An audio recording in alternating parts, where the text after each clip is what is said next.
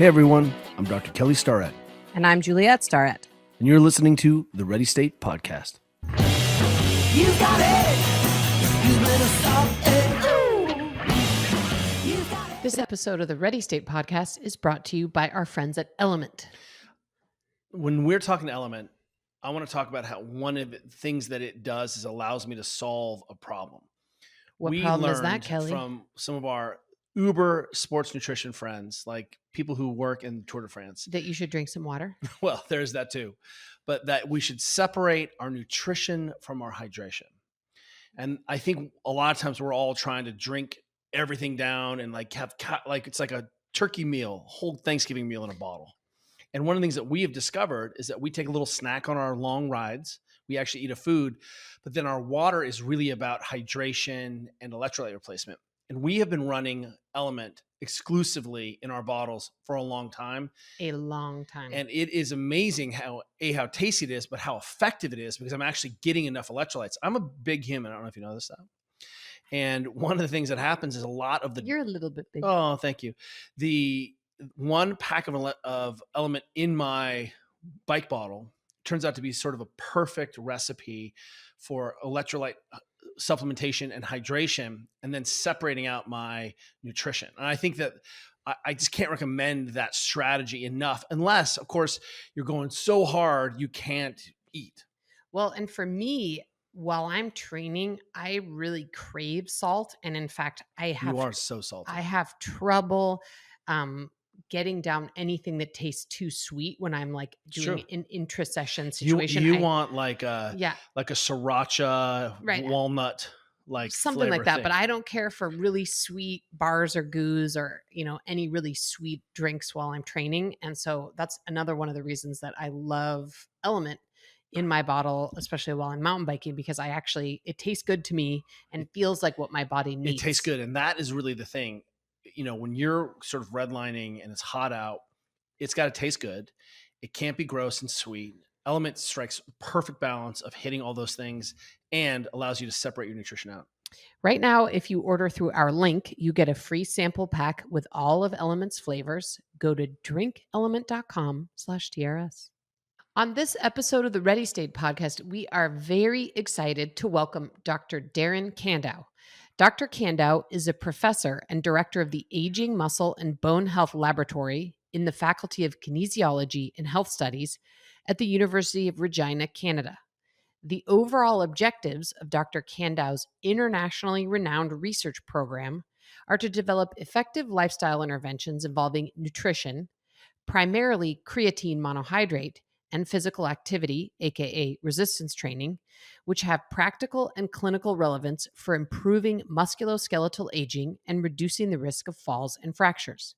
Dr. Kandow has published 118 peer-refereed journal manuscripts, supervised over 20 MSc and PhD students, and received research funding from the Canadian Institutes of Health Research, Canada Foundation for Innovation, the Saskatchewan Health Research Foundation, and the Nutritia Research Foundation.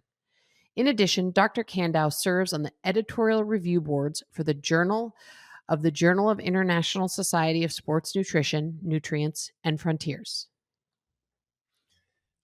Are you prepared to have your mind blown by this conversation? This is one of the coolest podcast episodes I think we've done in recent memory, mostly because you and I have been so interested in supplements generally and trying to figure out which ones actually work, but in creatine in particular, one of the four that actually work, and in creatine in particular. I feel like I became creatine aware in high school, but really that was like the first time, and I felt like that was like a moonshot.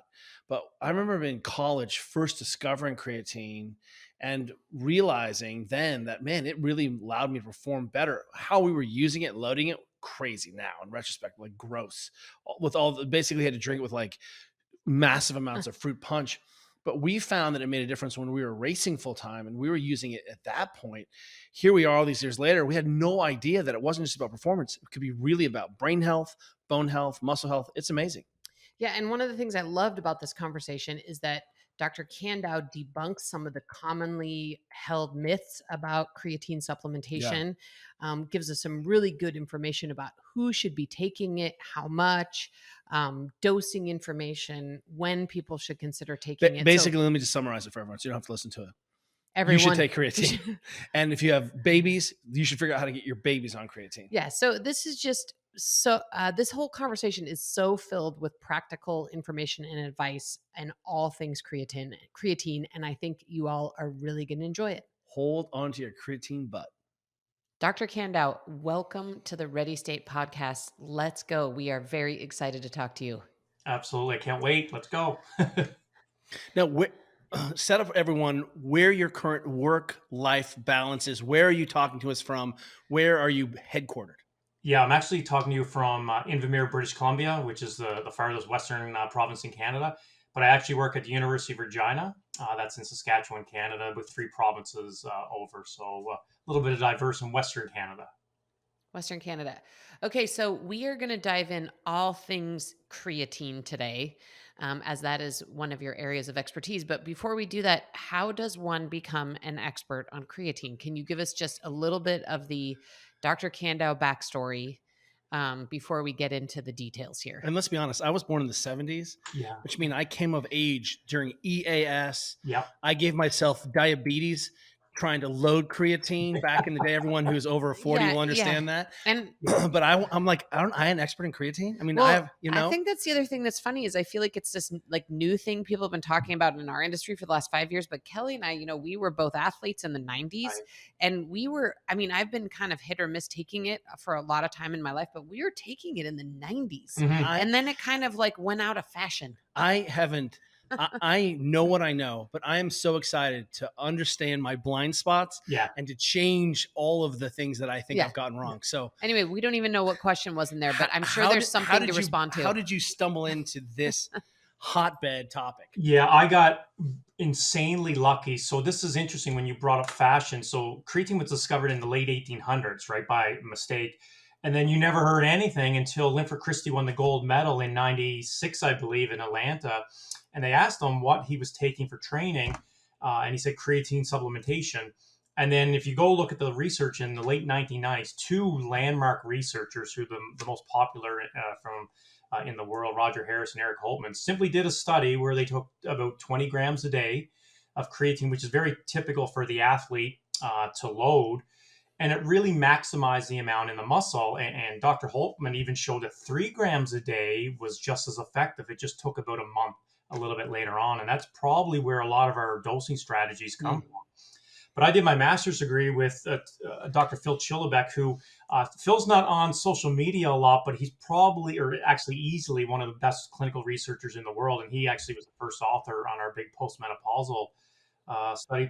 And I was doing amino acid research, and we were interested in glutamine. And I hate to sort of quash everybody's interest on glutamine, but it's probably, in my opinion, the most worthless supplement that a healthy individual can take because it's the most abundant non-essential amino acids. You can dump it all in, and unless you have sepsis or cancer, it won't do anything. And so we showed it didn't do anything for someone healthy. And right about that time, creatine was getting a lot of momentum.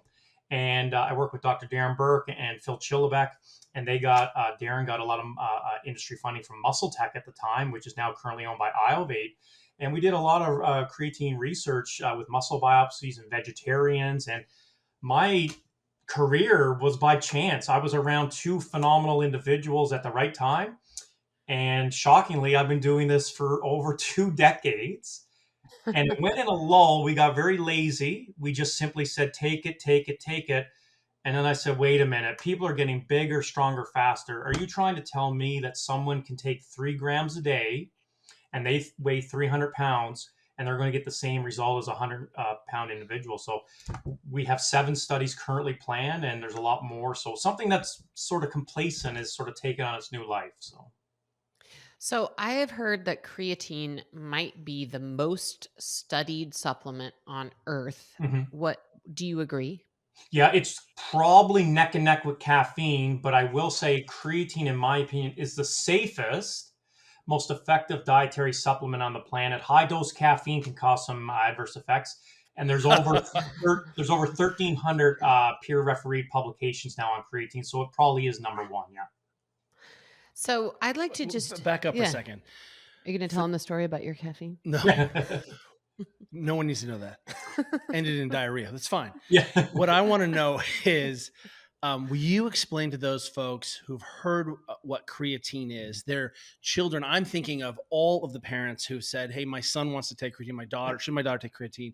Could you tell us what creatine is, why it's useful in the body? Just give people a little background in history. I remember all my physiology, but I'm trying to repress it. Yeah. So just lay the table for everyone so that we can have the next conversation.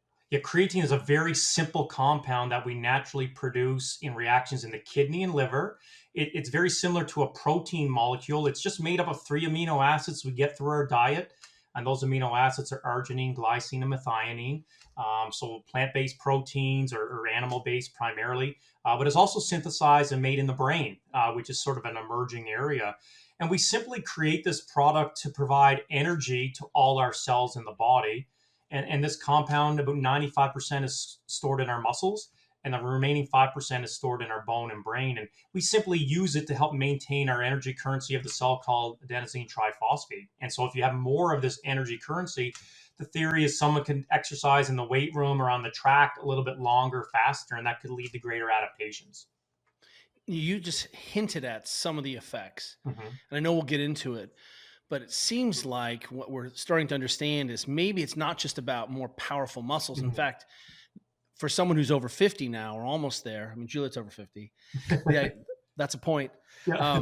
The question is, what are the other uses in the body? And if I'm not interested in power development for a last rep of a max squat or a 100-meter sprint, does it still benefit me taking it? Yeah, it's a whole body supplement now. It used to be isolated, as you just mentioned, to power or athletes, but anybody looking to improve muscle mass has massive implications for glucose disposal for someone with type 2 diabetes. The more muscle you have, the more glucose can be disposed. And muscle is hugely important for people susceptible to sarcopenia or age-related diseases. We're now actually coming out with a paper showing that creatine actually has a small beneficial effect on fat loss. For a lot of misconceptions, people thought creatine because it increased water retention, but we're actually now showing a small decrease in fat mass. So that could have implications for obesity. From the neck up, we're now seeing huge implications for post-concussion syndrome. Individuals with muscular dystrophy has huge implications maybe for sleep deprivation. And from a bone health perspective, any females primarily susceptible to osteoporosis, we're actually seeing an increase in bone geometry. So I always say there's not a person on the planet, and if you include the fetus with that's included, that would not benefit from creatine.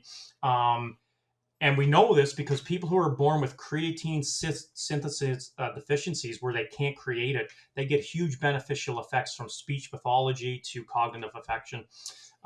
So I really struggle to find anybody on the planet that can't benefit from creatine. And again, it is the safest, and we can talk about that long-term study we looked at a little bit later on, because I think that's a hesitation for a lot of parents with children. They're like, geez, is it safe? And I'm like, well, you're naturally producing it. Why wouldn't it be safe if you take it at a recommended dose? I know you have a real question, but I'm just wondering how I get it into my fetus. Yeah. I mean, is there like fetal supplements or the next level? The next thing. Okay. So can we play a little game here? Yeah. And I'm going to hit you with some commonly talked about on the internet myths or facts about creatine. And then maybe you can say if it's a myth or a fact, and then maybe you could go through each and talk a little bit more about the why behind it. So this is my game. Does creatine cause weight gain? It can, yes. Does creatine cause hair loss? No, I'm a bad example, but there's no evidence to suggest it does. Well, Kelly's right there with you. Yeah. Does creatine cause GI issues? It can at the loading phase. So that's why we typically don't do that. We can talk about why that is. Yeah. Okay. And then the only other one I've heard of on the internet is that creatine dehydrates your muscles. Complete opposite. It super hydrates the muscle, so it will decrease muscle cramps, especially for those athletes exercising in hot environments such as July and August. It super hydrates the muscle. So that's complete opposite. Okay, Oh, that's a amazing. total myth. Okay, so let's go back to the weight gain, because if Mhm. I'm not mistaken, the weight gain caused by creatine is from that water retention. Yeah. And so, could you talk a little bit more Is about that? retention even the right Is word? that even the Yeah. right word? And then, is it really just that people don't? It could have all these other beneficial Mhm. effects, but because people focus on the plus 2 pounds on the scale Yeah. and feel very Hold bothered on, I by don't even that. know if it's 2 pounds. I mean, What is it? Plus 5 pounds. I'm just throwing that out there. Yeah. So I mean, tell it us a could be little bit less. about this whole weight gain Yeah. thing and the concern around it. Yeah, so creatine is osmotic. That means it drags water from your blood into the muscle primarily. So it kind of adds on overall mass within the first week. Now, the issue that I think a lot of reviewers, especially young females, are so underrepresented in creatine research, and it's very tough to get them to stay in a study when you do the creatine loading phase, because on average you can increase body mass from about 1 to 3 kilograms depending on the genetics of the person. So what we do is we do a different dosing protocol, but yes, it does cause intracellular water retention, and it can cause net body water accumulation. So people say they feel very bloated or they've increased body mass on the scale in the first week.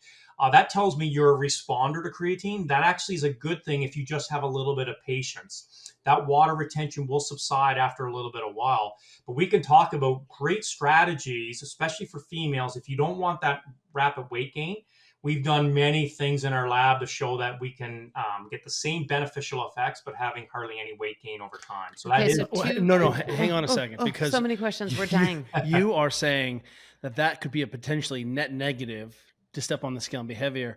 I think of, I don't know, half the population that would step on the scale and be like, dude, I'm up 3 pounds. Yeah, yeah. I'm Well, up 3 kilos. I think, okay, go ahead. Anyway, Okay, I'm just okay. saying that is not necessarily a net negative, Jay. Okay, so tell me what does it mean to be a creatine responder? How would someone know if they are? And then two, for women listening to this, who might be worried about the weight gain, or anyone who might be worried about the weight gain, what would be the dosing protocol that you would recommend to get someone up to an appropriate dose that they could keep taking forever? Those are excellent questions. So the number one thing that determines everybody's individual responsiveness to creatine is the amount you already have in your muscles. So in theory, a vegan who gets no creatine from their diet will respond the best.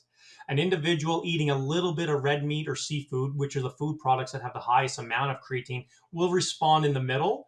But someone on a carnivore diet will probably not respond hardly at all from an additional muscle perspective. We don't know if that's the same from a brain perspective. And more times than not, that's how we determine responsiveness. There's other things that can influence it, such as sex, the age of the individual, but diet or, individual amounts in the muscles seem to be the number one factor. So again, as a vegetarian or an individual who's emphasizing a plant-based diet, they should expect some really great gains from a creatine perspective. But for those who say, I don't want the water retention, I want to take creatine for the clinical and health aspects, I say there's many strategies you can do. But if you're looking at it from a muscle activities of daily living perspective, you can take 3 grams a day, not 20 grams, 3 grams a day, and it'll probably saturate your muscles in about 30 days. Now, another cool strategy is that you can divide up the 3 grams in individual 1 gram dosages, breakfast, lunch, dinner. You will not get any water retention whatsoever. And like a teaspoon is about 5 grams. Is that right? 5 grams. So you can divide it up. Now, That's a tiny amount. we use something very novel in our lab because we use it based on the size of the individual. So we use 0.1 gram per kilogram. So if you're 70 kilograms, you're taking 7 grams a day. If you're 100 kilograms, you get 10 grams a day. The theory there is that the larger you are, you have more of these transporters that allow creatine into the cell. So that kind of makes sense. It's no different than having a small coffee versus a large coffee for a linebacker versus a child. It's going to be relatively the same. We've shown My childs have titrated up. That's to right. A large coffee already. That's right. And we've shown this dosage is very safe and effective. And also you can break it up. So a really cool thing with creatine is you don't always have to take it as a bolus. You can divide it up into smaller, more frequent dosages throughout the day. I like to put about 5 grams in my breakfast. I drink 5 grams during my workout. We've also shown that's a novel way. And now, since there's new research suggesting I take at least 10 grams a day, if not more, I'll take a little bit more later on in the day. We'll talk about the timing, if you can mix it with coffee, things like that. But those are all things that I think the viewers would be very interested in. Yeah. What we hinted at some of the effects of I can work a little bit harder in training, and theoretically that allows me to handle higher work volumes. Yeah. That sort of is magical. I can get more work done. That means I can have a better adaptation response theoretically. You also mentioned some hydration benefits, Yes. that if it's really hot, then maybe I can prevent some of this really deep dehydration, Correct. hypohydration. What other ways might someone feel if they were taking this at an appropriate level, and what other kind of benefits might I see? Because sometimes would I expect to, feel something right away? And the reason I mention this is, I want people to understand that, like all whole food supplements based things, we're trying to augment what the human physiology does. We're not like, this is not a shortcut towards better function, but what might someone experience and how is it being used clinically? You hinted at some of these other things, but can you expand besides just that power idea or work idea? Yeah, I think a lot of people take creatine for the promotion, the enhancement in strength and power and all that and muscle mass. But just as clear evidence is suggesting, think of the word recovery. We're now seeing an accelerated rate of post-exercise recovery. Wow. It really strengthens the immune system, and we're seeing really good evidence post-long endurance exercise, such as triathlon. Certain proteins that are elevated go down. And that seems to increase the preservation of muscle tissue and potentially what they call an anti-catabolic effect. So 2 lines of thought. It improves your ability to do more work or training volume, but we're actually seeing now an improvement in recovery, allowing that athlete to exercise maybe twice a day, almost on a daily basis, and they're not susceptible to the overtraining syndrome. So the elite athlete can exercise more frequent, longer, and it doesn't interfere with training frequency or programming. So not only is it potentially an anabolic or promotion product, but we're starting to really see the recovery aspect come into play now. So it really seems to be this overall product that can be considered. So before we get too far down a different path, can you talk about the hair loss myth and the possible GI issues that I know some people do experience? And then we can move on from the myths and facts. So this myth comes from a hormone DHT that's a precursor from testosterone that's been linked to hair follicle loss.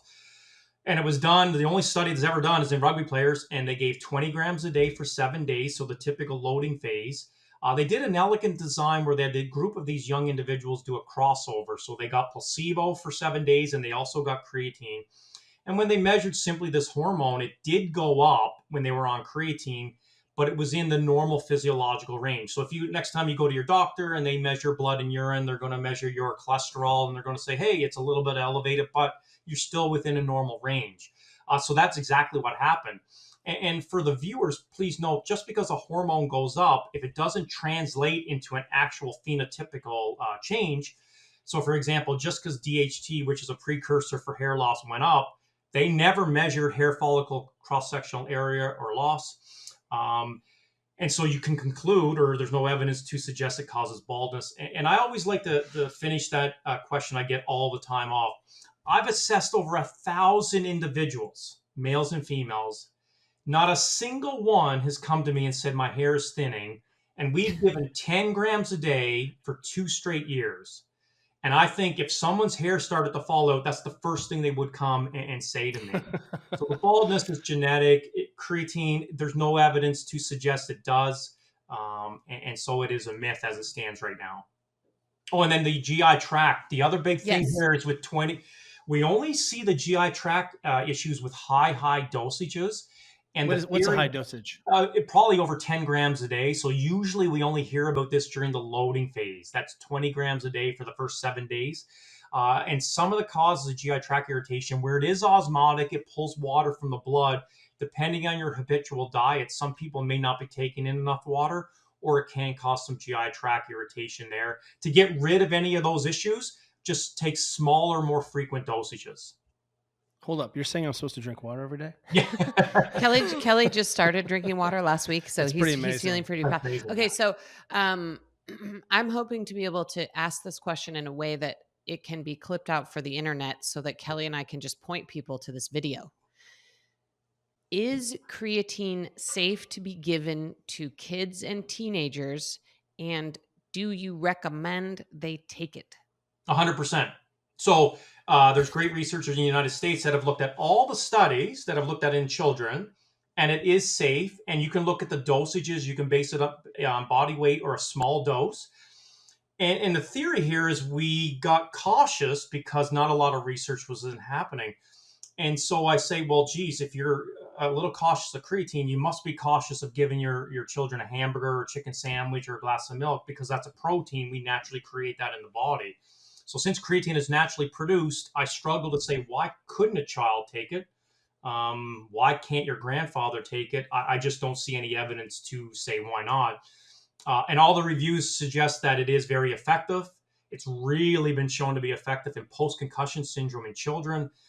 And the safety profile is excellent. Now, here's where the bit of caution comes into play. There's been no research in children to look at blood biomarkers of what creatine is doing, such as liver and kidney enzymes. But from a health perspective, there's no evidence to suggest it causes any adverse effects. I want to circle back for a second to talk about post-concussive phenomenon. Right now, we are in what I feel like is either anecdotally or are experientially a high watermark of concussions. Yes. Where either kids are bigger and faster, or they're less prepared, or there's some aspect, but we seem to be much more aware of, at least, or testing, and we're seeing a lot more concussions. I was concussed as a kid, not identified, never pulled to the side, eyes cross-eyed. That wasn't great. But we're starting to identify it now. So even if it was just a misrepresentation, we're starting to be aware that, kids are getting concussions a lot more.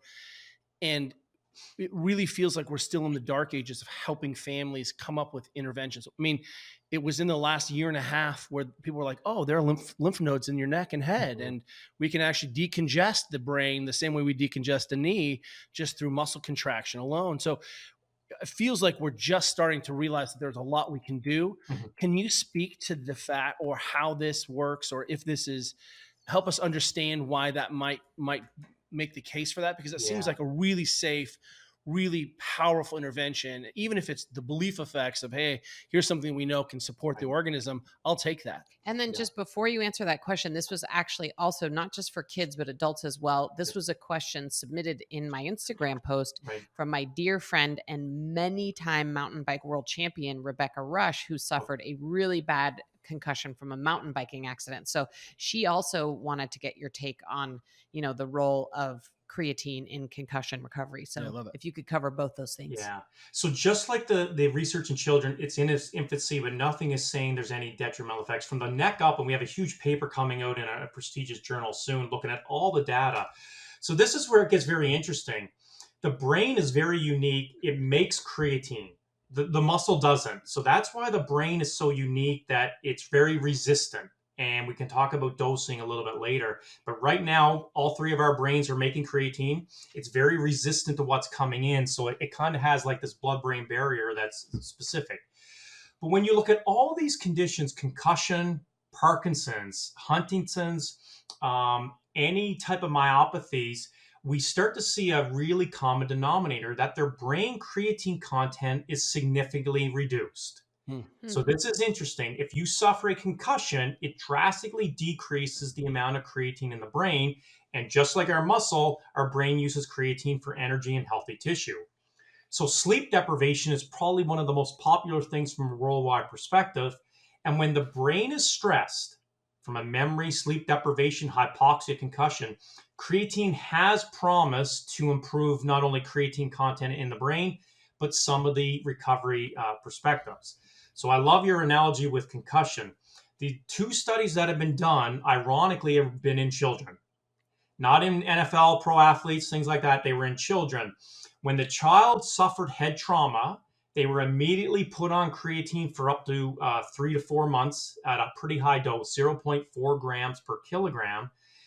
And when they looked at all the post-recovery measures, cognition, speech, self-care, they were substantially improved for the children on creatine versus placebo. So these two studies showed promise. A child, when the brain is still developing, can recover quicker in the presence of creatine compared to children who didn't. So the thought was, how are we going to ever do a study in the NFL or NCAA? Because the only way to legitimately do it is when they get a concussion, immediately put them on creatine. One of the big issues, as I just mentioned, is the brain is very resilient. By the time creatine gets into the brain, it might be too late. So the other thought is, why don't we just put all the athletes in the NCAA on creatine now, measure them at baseline, and God forbid, hope they get a concussion. At least we could do it that way. So at the end of the day, it's in its infancy. We need to have randomized control trials. But again, I'm not seeing any data to suggest it's not favorable to be on creatine from a brain health perspective. This episode of the Ready State podcast is brought to you by Momentous. And for obvious reasons, we're going to be talking today about how much we like Momentous creatine. Couple things. One is that Momentous creatine is third-party validated. So you're going to get it and it's not contaminated, and you're not going to send off any positive drug tests to WADA, because I know who you are out there. Second is that the creatine that Momentous uses is the Crea Pure, which is the brand or the style of creatine that Dr. Kandow talks about in his study. Research, yeah. And that's the kind that he uses. We have been using creatine in our family for a long time. We were stoked to have these big bags of creatine from Momentous lying around. I put it in the girls' emergency. I mix it into their shakes. I started adding another scoop. So I'm getting about 10 grams. I've been doing 10 grams for a while now, maybe a year. And I suddenly am like, maybe I need to take more. Well, one of the things we learned too from Dr. Kandow is that anyone who takes creatine only needs to take creatine monohydrate, nothing else. That's right. And that's exactly what the Momentous brand is just creatine monohydrate, nothing else in it. 5 milligrams. If you're a little gun shy about the 5 whole grams. supplement world, and I think it's reasonable to be so, because some of them have different effects, right? He talks about the few supplements that are actually validated, and turns out creatine is one of the handful of things. And it is the most studied supplement on earth. Also very inexpensive, relatively inexpensive to add this in to your diet. We're now thinking less about performance, and we're starting to think about, how do I keep myself intact as I age? Creatine is part of that solution. Go get yourself some creatine at livemomentous.com/TRS and use code TRS for 20% off your first purchase. Okay, that is really fascinating. I have to go back to this kid thing again, one more time. Sure. You've said very clearly that it's safe and that there's no reason why kids and teenagers shouldn't or couldn't be taking it. And could you just list out, like, what would be the benefits for kids or teenagers taking it? Yeah. So let me take a swing at this first. Yeah. Kids don't eat food. They Yeah, process but I mean, food starting, right? Right. But yeah, how can it help kids and teenagers? Because I think, if I think of the parents in my neighborhood, they'd be like, okay, great. Well, this guy's saying it's safe. That's fine. But why should they take it? What would be the reason that it would improve their athletic performance or their academic performance, or you name it? How would it help them? That's Dr. Guy. Dr. Guy. So for clarity, from a physiological perspective, we're not seeing any reasons why a child would not benefit and performance goes up. And we need to do a lot more blood biomarkers to see the long-term health effects if they're doing it at safe dosages.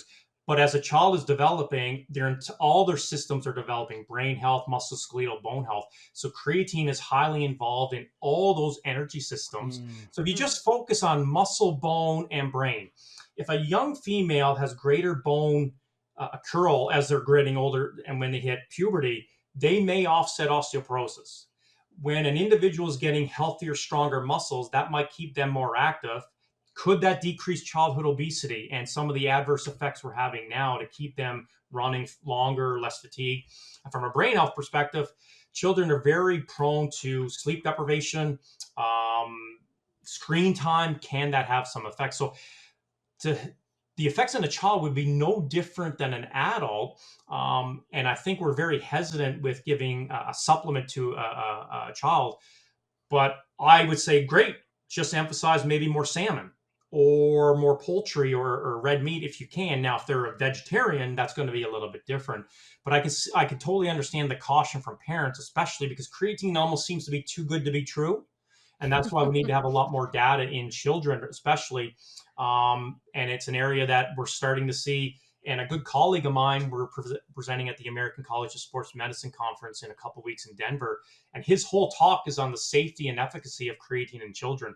And all his review papers, which I can send out if anybody wants those, We'd it love to have clearly those shows, linked. hey, it's effective. We need to do a lot more work, but we're not seeing any reason why a child can't.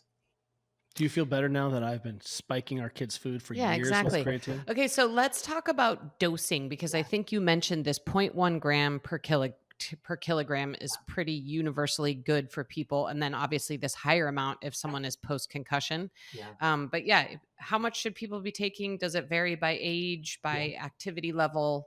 Let us know more about dose. So right now there's 3 common strategies. So whoever's listening can fall into one of these strategies. Let's take the loading phase. It's the most popular. This would be for people who need a really quick fix, world championship coming up, powerlifting event. This is the typical 20 grams a day for 7 days. If you take 20 grams of creatine, maybe 4 times a day, 5 grams each for 7 days, that'll fully saturate your muscle, and that will provide numerous benefits from a muscle performance perspective. For those who say, I financially can't afford that much creatine, I don't want to risk water retention, I'm taking it every day for the health aspects. From a muscle perspective, you can take 3 grams a day, every day till the day you die. That's been shown to replenish what we are naturally excreting when we go to the bathroom. And the dose we use is in between 0.1 gram per kilogram. That's on average about 7 to 10 grams a day. It's very effective. I will say in the paper that we just came out, the longest term study ever, we gave 0.14 grams in older females because they go through something called anabolic resistance. After the age of 50, males and females have a blunted response not only to protein, exercise, but we think creatine, and that's why we gave them a little bit higher. Across the entire board, there's no adverse effects on the kidney, liver, cardiovascular system. So again, you can choose whichever you like. I think if you're doing the loading phase, you can easily drop it down to 3 grams a day from a muscle perspective thereafter. I should point out, though, if you're looking at it from a bone health perspective, there's never been a single study showing any bone benefits less than 8 grams a day. And Okay, the brain is over 20. The brain's over 20. Okay. So you've mentioned a few times this postmenopausal study, which I took a particular interest in since I'm 100 years old now, and definitely a lot older than Kelly. But I would love to hear about the study and what you learned and what the takeaways are for normal people. Yeah, we did a few preliminary studies in advance, and we came across bone health by mistake, actually, when we were looking at muscle. But this is the longest term study ever to look at exercise and creatine supplementation in an adequately powered study. So we had over 200 postmenopausal females. They had to have their last menstrual cycle for 24 months post or after the study. So everybody was falling into that. They did 3 days a week of supervised weight training and 6 days a week of walking. So a very common strategy, which we're trying to promote, to get over 150 minutes of physical activity in per week. Again, so one sex, postmenopausal females, over 100 individuals in each group, and we gave them 0.14 gram per day. So keep in mind, that was over 10 grams of creatine a day for 2 straight years. They took it on their off days every day. There was no increase in bone mineral density around the hip, which was a bit surprising because our previous study showed it did have some favorable effects. But what it did show is it increased bone strength. So I don't know if you can see this. If I take my pen and try to break your bone, the individuals on creatine was more bendable. That means they probably will have less fracture later on in life. And the fracture of the hip and the upper leg is one of the biggest causes of hip replacement surgery, not only in Canada, but I'm sure in the United States as well. But it increased bone strength. It increased bone width, so it might be able to withstand those falls that you might occur in icy roads or around the house. It improved walking speed, so it allows these individuals to move faster. And then it also increased lean tissue mass. And as I mentioned earlier, lean tissue mass is a surrogate for blood glucose disposal, which could decrease the incidence of type 2 diabetes. So you add in all these good things. And then when we looked at 2 years of kidney, liver, blood cell count, creatine at that high dosage caused no greater adverse effects than placebo. So at the end of the day, I think an individual post-menopause or even before should consider exercise first, and maybe creatine is going to be the sprinkling on the cake to just make it taste a little bit better. Please note, we did not have a non-exercise group. And we don't think creatine is going to do anything from a bone health perspective unless those individuals exercise. So the biggest take home is you need to exercise. Weight training is really favorable. Walking is extremely beneficial from an overall health. And creatine will just potentially give you a small greater effect. And greater effect in terms of bone health and muscle mass, if I could just reduce it And, to like and third grade walking language. speed for mobility, yes. Yeah.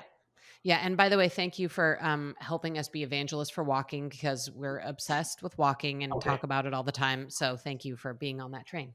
Yes. Do you feel you hinted at that vegans can struggle to get enough creatine? Is dietary protein intake a consideration? If I am hitting, say, 0.7 to 1 grams, do you feel like, I mean, you talked about sort of the effect that there's potentially no negative downside, but I'm just wondering, because we have plenty of vegetarian and vegan friends, and we're trying to come up with better solutions for them. Now we have these incredible vegetarian proteins that allows them to supplement their diet. We're looking at some of these other things that they can put in, essential aminos that they can take to supplement. Am I hearing that if I, for whatever reason, am a vegetarian or choose to be vegan and an athlete or a person, that I might really benefit from creatine supplementation? Easily the best people on the planet. So for example, ironically, most commercial creatine is vegan based, but it's only primarily found in red meat and seafood. So depending on the individual on a plant-based diet, vegetarian or pure vegan, they're not getting any dietary creatine. They are only synthesizing from these plant-based proteins probably half the amount of an omnivore, someone who eats, all different food groups. So when we've done these studies in 2003 with muscle biopsies, and when you take a vegetarian or vegan and put them on a normal dose of creatine supplementation, they double the amount of creatine in the muscle, and that basically, just think of that doubling the amount of work the muscle can do. They can do more repetitions. Wow. They can do more HIIT training, spin classes, run faster. They can recover better. And male or female, that can really improve body composition. And that's independent of the neck up.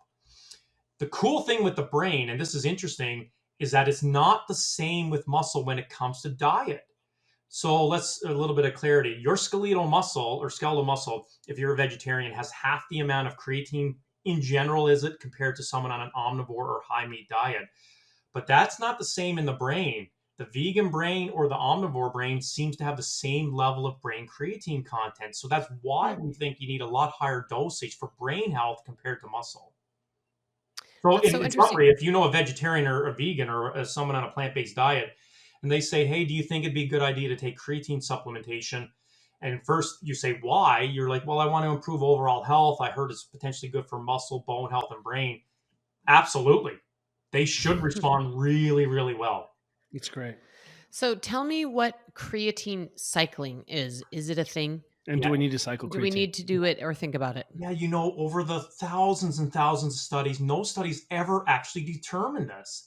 So there's no evidence to suggest you need to cycle it. And I think our study we just talked about, giving creatine for 2 years, clearly shows you That's a pretty big macro cycle. It's almost an Olympic cycle. But for the viewers who want to, maybe financially, they're traveling, they don't want to take the powder across a border, whichever it is, it stays elevated in your muscles for about 30 days, and it stays elevated in your brain for about 90 days. So I think if you're taking creatine for maybe 4 to 6 weeks and you say you injured yourself or whatever it is, and you just say, I want to take some time off, keep in mind the elevated amounts in the tissues can stay from anywhere from a month to about 3 months. Oh, that's so interesting.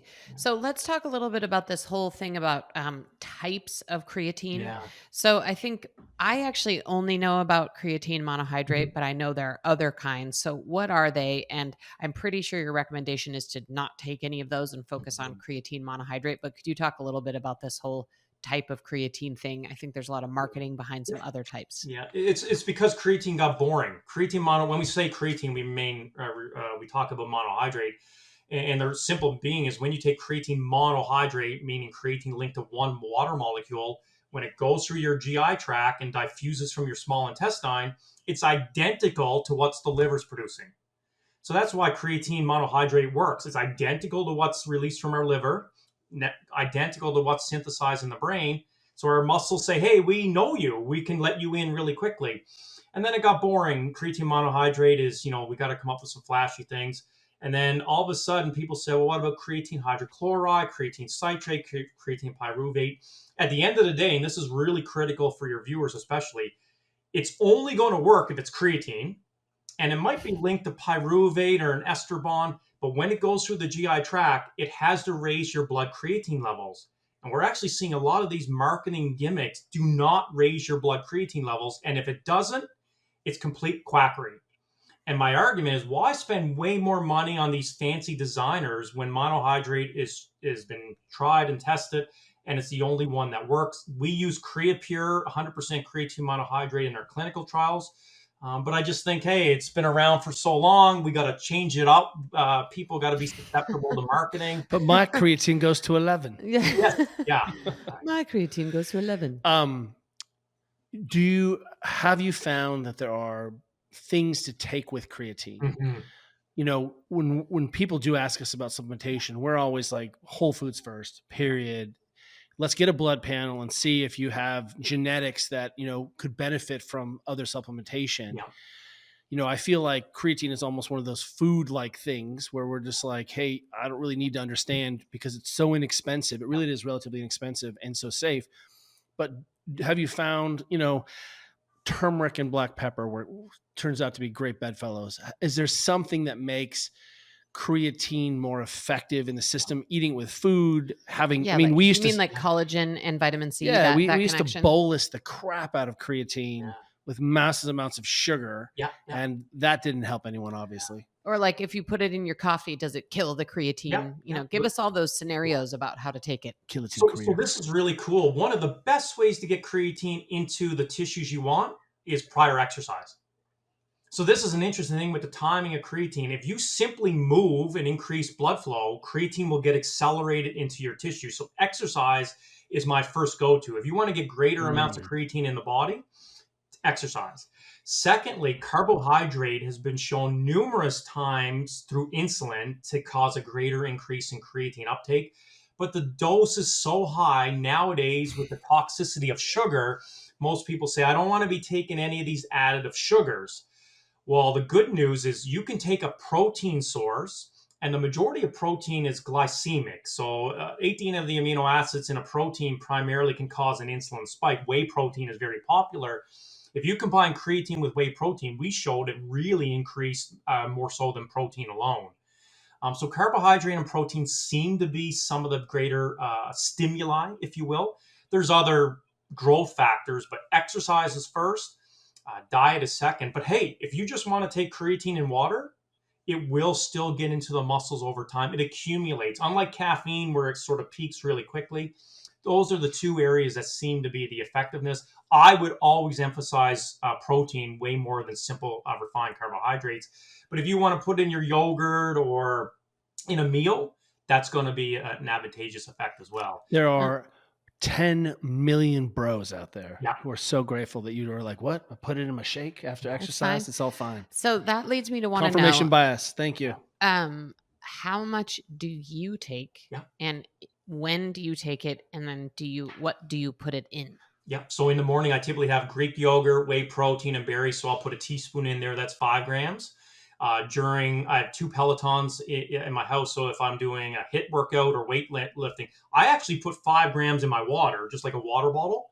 And we've shown, is the only study that ever showed this, you can drink a small amount, very similar to people drinking branched chain after a set. That's a very viable way to increase strength. And then later on in the day, if I'm sleep deprived, very stressed, I'll take another 5. So I get at least 10 grams, if not more times of metabolic stress, writing grants, boring papers, things like that. I will take about 15 grams a day, but 10 on average, pretty much as long as I can remember. The timing does not matter.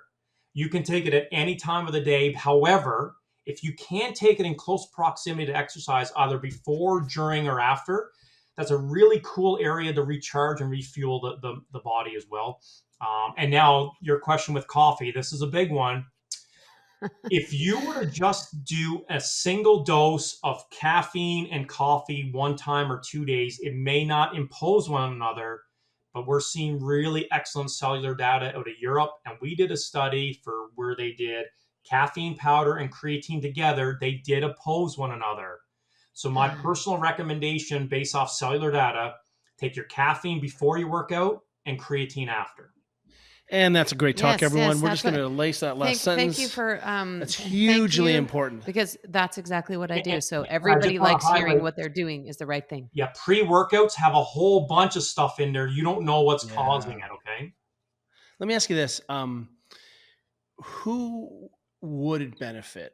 You know, what we're going to get is every edge case in the comments of all time. Well, Yeah. I only have one kidney. I took this and I had elevated creatinine in my blood, and my doctor said stop taking creatine. Yeah. Can you talk about some of those Yeah, edge the cases? outliers, like who really Yeah. shouldn't be taking it? Yeah, so Are there those people? anybody with a pre-existing medical condition, kidney, dialysis, a heart condition, they always need to get medical advice. But I'm a fake doctor, and I'm going to put on a real doctor's head here. So if you take creatine, when it gets into the muscle, we all have it diffusing from the muscle in this thing that we're all scared of called creatinine. When you go to your doctor, you have to tell them you're on creatine supplementation because it's nonsensical that your creatinine levels are not elevated. And we use this thing called the estimated glomerular filtration rate, GFR, and people say, oh my God, your eGFR is really, really low. And it has to be because you're on creatine supplementation. It's an estimate. So for those going to see their doctor, and I just had to correct an Instagram post for about 20 females who were getting very worried. I said, that makes sense. You're taking creatine. It's going to elevate creatinine. Therefore, there's more things in the blood. It's like mixing Kool-Aid. The more sugar you get into it, it gets darker and darker and darker. It's going to cause the filtration to be a little bit lower. And we know it's not causing any harm because when they come off creatine, the kidney goes back to normal. If it was disease, the kidney would still be impaired. So it's just filtering more things in the blood. It's no different than alcohol. Alcohol is going to dehydrate the blood. The blood pressure is going to go up. So it's a common analogy. So don't get too scared when your creatinine levels go up. That is a very common thing with creatine supplementation. So we have a ton of questions that were submitted in advance by people on Instagram, which we're excited to get to. But before we do that, there has been some talk of, and I know it is extremely preliminary, of possibly a benefit to people who are taking SSRIs and also taking creatine. And I will preface this by saying I am aware that if anything, maybe it's promising, but could you just sort of tell us where we are with the data on that particular issue / question, and what about that are they researching? If anything, Do you mean it from like a depressive standpoint, or? Yeah. Are you even aware of that? Is this a thing? Are researchers looking at this to see whether creatine increases the effectiveness of SSRIs? We've heard that somewhere. Not really. We're more looking at some of the data, looking at creatine and depressive symptoms. But those individuals have been on medication. We haven't looked at creatine by itself. So to look at any hormonal regulations or other we can even talk about estrogen receptors. If there is data, it's probably in its infancy. So that's something that we're not can't really comment on. In a sense, there's not a lot of data on that.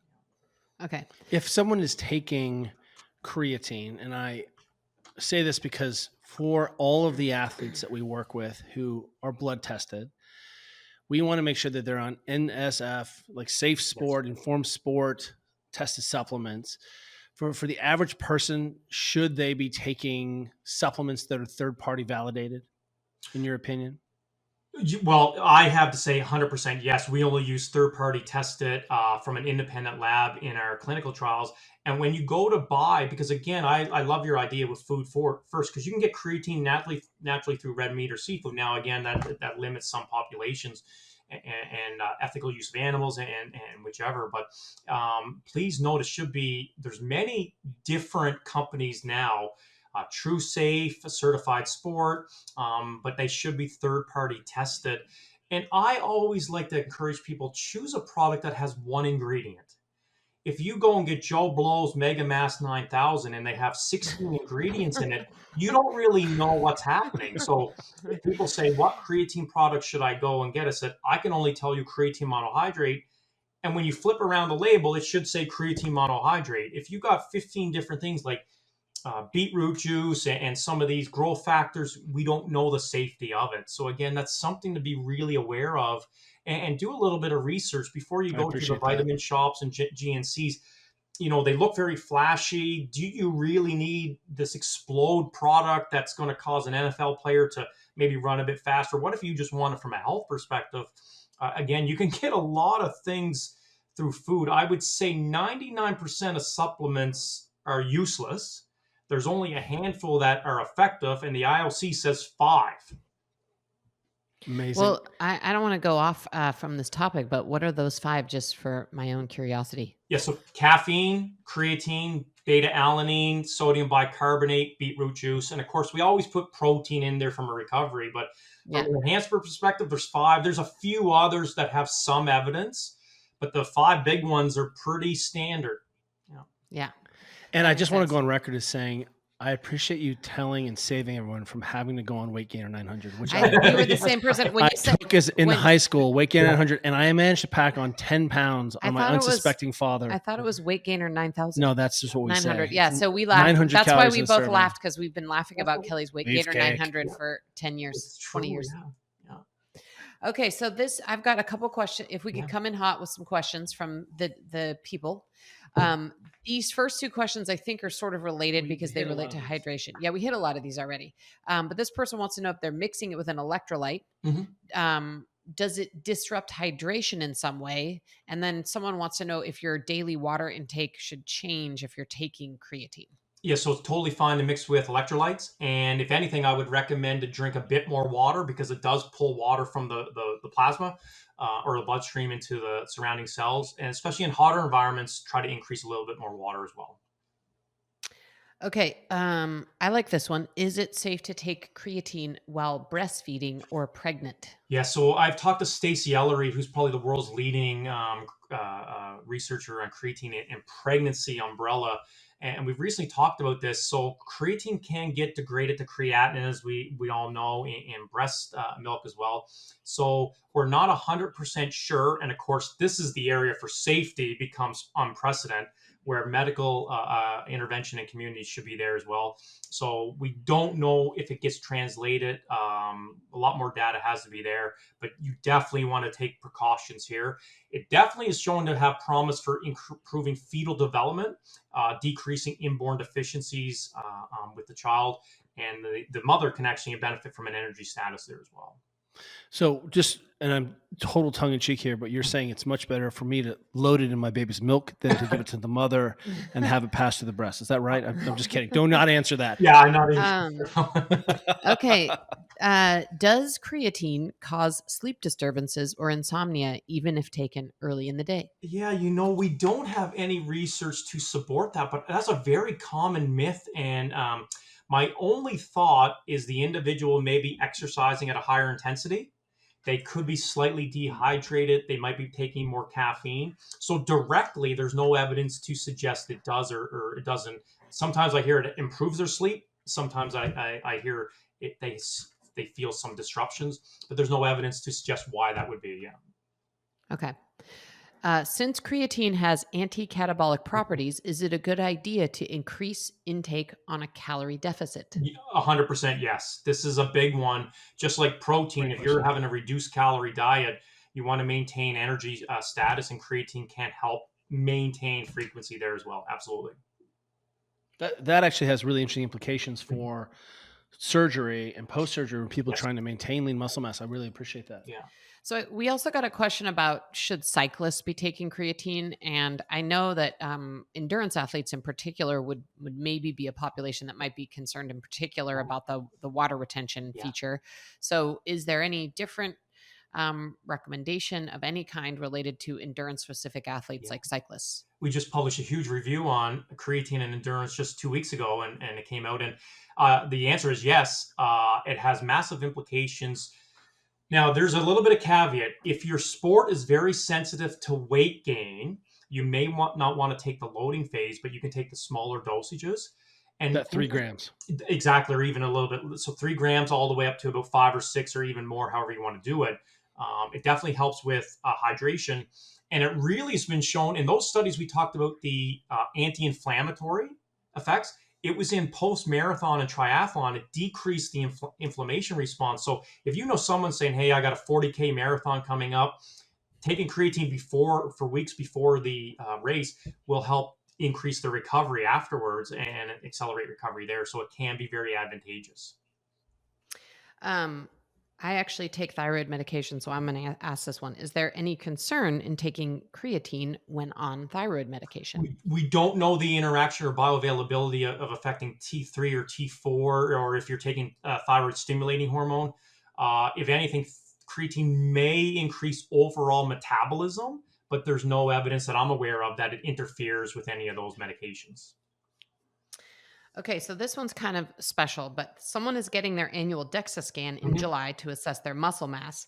Do you recommend that this person stop taking creatine before their DEXA scan, especially given that this person hasn't been taking it prior to their previous DEXA scans?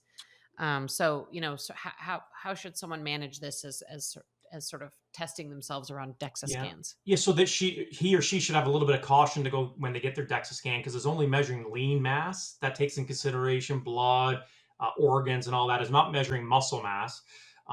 So hydration can overestimate the amount of lean mass you have if you're dehydrated the other way.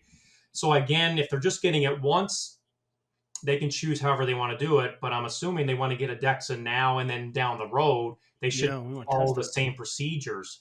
They need to void their bladder, make sure their hydration is coming in. So yes, we have specific protocols before coming to the DEXA scan, but you always want to measure pre-post. Getting it once is just going to give you numbers, and you're like, well, what does that mean? I don't really know. We work with a company called Momentous that uses CreaPure. Again, we talked about making sure that supplements are third-party validated. Yes. We've had a couple of questions that people talking about gas in creatine. Is that common? Is that more common with a certain kind of creatine? If I'm on a vegan or vegetarian based, is that in your experience? And what might someone try to alleviate that? Yeah, it's not a common effect. It is more common when they're on a really high protein diet. So when you start to take creatine, most people say, hey, I'm getting a gram per pound or 2.2 grams per kilogram. Just say that's 200 grams of protein. So obviously protein is nitrogenous. It can create a lot of gas or bloating. But when they're on a lower protein, we don't see that. So it's very rare, but I have heard that. And my only analogy is probably based on the protein amount or methane gas from different protein sources that they're doing. Yeah. Interesting. What if someone wants to know if they miss a day of their creatine supplementation, do they just keep going on the next day as normal? Yes, 100%. Yes. Yep. And if they've been taking it for more than 30 days, again, remember, you got that month before it comes back to baseline. You can miss a day, you can miss a week. You don't have to freak out. Again, that's the luxury of this.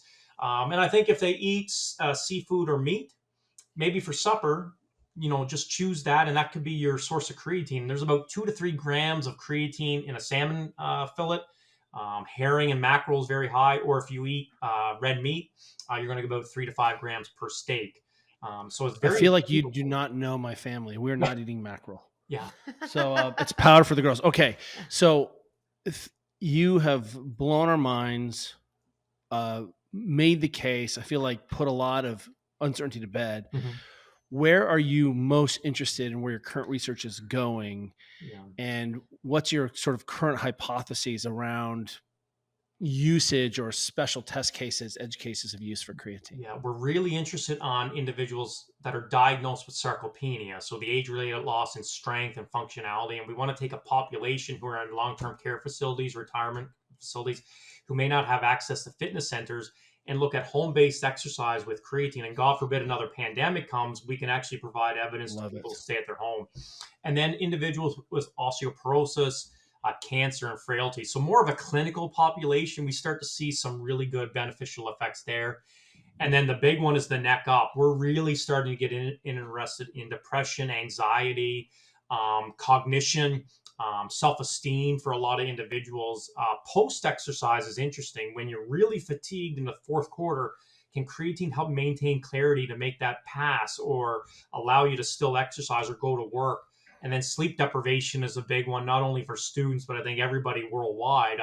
I think everybody's sleep deprived, and you can't do anything without a good night's sleep. No supplement, doesn't matter how much coffee you're going to take. If you're getting 3 or 4 hours a night of sleep, eventually it's going to catch up to you. And we think since sleep deprivation reduces creatine content in the brain and causes an impaired cognition effect, can that have some effect? So we've sort of got away from athletes, and we're now looking at a lot of clinical populations. So that brings up a couple questions for me. I guess I have heard of people being diagnosed with sarcopenia, but I think of sarcopenia as like a thing that's happening to everybody, Yeah. and that wouldn't we all be well, I mean, but you know what I mean? Like that it's this thing where it's sort of understood that, you know, at 40, 50, and then especially starting at 60, everybody's experiencing some kind of sarcopenia. So if someone is diagnosed with sarcopenia, do they have like an extreme amount of muscle loss above what would be normal? Is that what differentiates that? Yeah, so the definition of sarcopenia is completely flipped. We used to think muscle mass was number one, then strength and functionality, like climbing stairs and carrying groceries. Now strength is number one, functionality is probably two, and maybe muscle mass is three, because there's good evidence to suggest that it doesn't matter how much muscle you have, you can be stronger or weaker. So the diagnosis of sarcopenia is very clinical.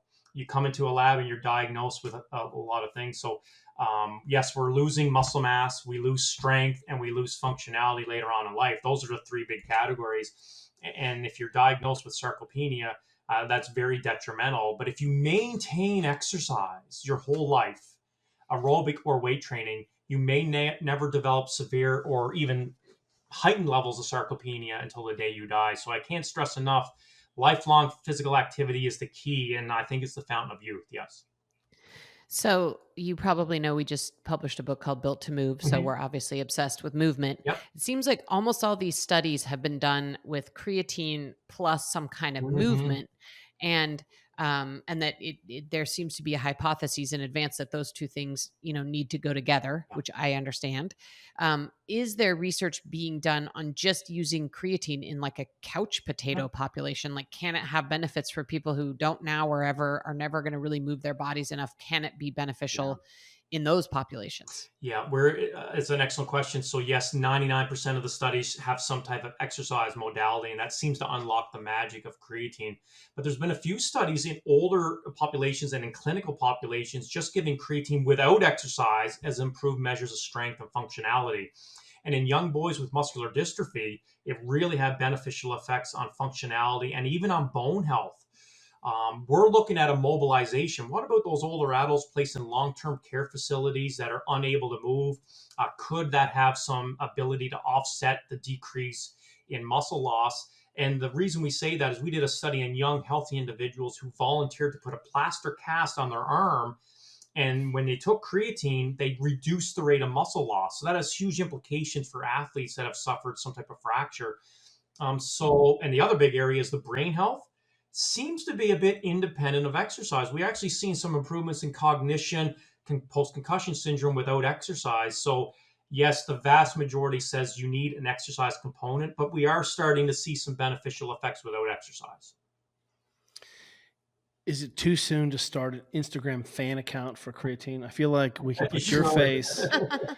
I think it's, I really, it is so. Like fans of creatine? Yeah, I'm so grateful for Forrest in high school. Who was like, bro, you've got to start getting on creatine right now. I think I was 16 when the first time I became creatine aware. And the big thing is too, like, you know, everybody, all of us researchers have conflict of interest with, but all what we're talking about today has been in peer refereed journals, which go through a rigorous process of science. It's not my opinion. Right. I'm giving you all the data that's out there, freely accessible for anybody to to research. So a lot of things that are coming out on the market have never been researched or shown to be safe. And I think the biggest thing is, don't put something in your body unless you're confident that the majority of research, if not all, says it's safe. And then, is it effective for what you're trying to do? And I use the analogy, creatine is just the sprinkle or the cherry on top of the cake. The cake is exercise. You can take every supplement till you want, but you have to move. And I think if the population moved, all our chronic diseases would go down quite substantially. And I think that's something we got to get going. Yes, Netflix and Prime, they're all fascinating, but I really say, you got to try to move about 20 minutes a day. Just do it, and you're going to live longer free of disease. I think that's a huge thing.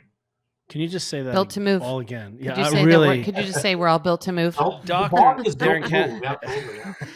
Dr. Candow, where might people follow your research? Are you on the socials? Can we follow along? Well, I know you're on Instagram. So as new research is coming out, are you posting about it there? Because I feel like that's where most people are going to find it. Yeah, it's fun. And where else? It's funny. In academia, we'll publish a journal. We put it in the medical diagnosis, and no one reads it. And then all of a sudden, Instagram came out or Twitter, and it's, why not just start posting it there? So my handle is, I post all our research on Instagram primarily. Academia, more nerdy stuff is on Twitter, but Instagram is probably the best. And it's just at Dr. Darren Candow. I try to put little videos and different podcasts and things like that, just to get awareness out to people. And I'm more than happy to answer a lot of questions. So yeah, this is fantastic. Thank you so much, Dr. Thank you so Kandow. much. This was so awesome Delightful. and informative. Loved it. Yeah.